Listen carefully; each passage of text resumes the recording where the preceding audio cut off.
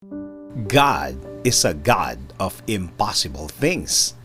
Lagi naman kapag may problema tayo, lagi tayong naghahanap ng solusyon. At ang hinahanap nating solusyon or yung instant na sagot sa problema natin ay napaka-imposible. Kasi naman, para nating tinutotal ang lahat-lahat. Yung pinakasolusyon, yung pinakasagot sa problema. All in one baga. Kung iisipin natin, napaka-imposible nga naman. Lalo na kapag sa sarili mo lang talaga ang aasahan mo. Lakas mo lang, talino mo lang, talaga nga namang hindi mo kakayanin dahil nga naman napakahirap. Napakahirap pagsamasamahin. Dahil nga ang gusto natin ay instant. Ito ang malungkot. Ang inuuna natin ay ang mga tao sa paligid natin. Iniisa-isa natin sila nakausapin. Tanong tayo ng tanong ng mga possible opinion nila. Kung ano ang masasabi nila sa problema natin. Or kung may maitutulong ba sila. At ang hinuhuli natin ay ang Diyos. Parang uubusin na muna natin ang lakas natin bago tayo pumunta sa Diyos.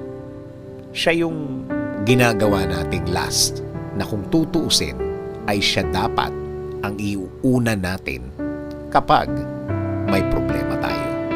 Ulitin ko lang yung title natin. God is a God of impossible things. God of possibilities. Lahat ay posible. Lahat ay kaya niya.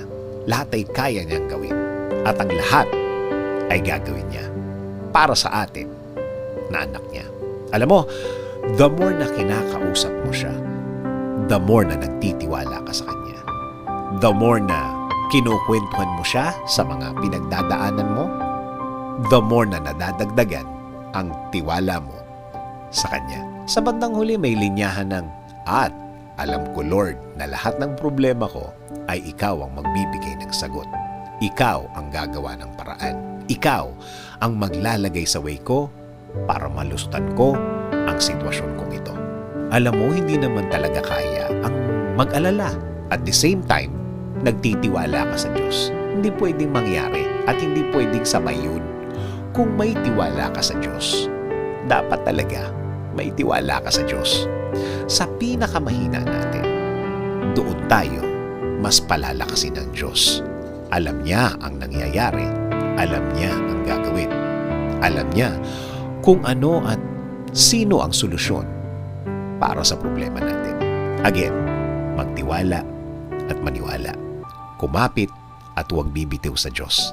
Lalo na sa panahon ngayon na talagang ibang-iba na.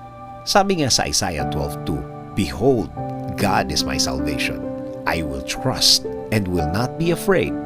For the Lord God is my strength and my song, and He has become my salvation.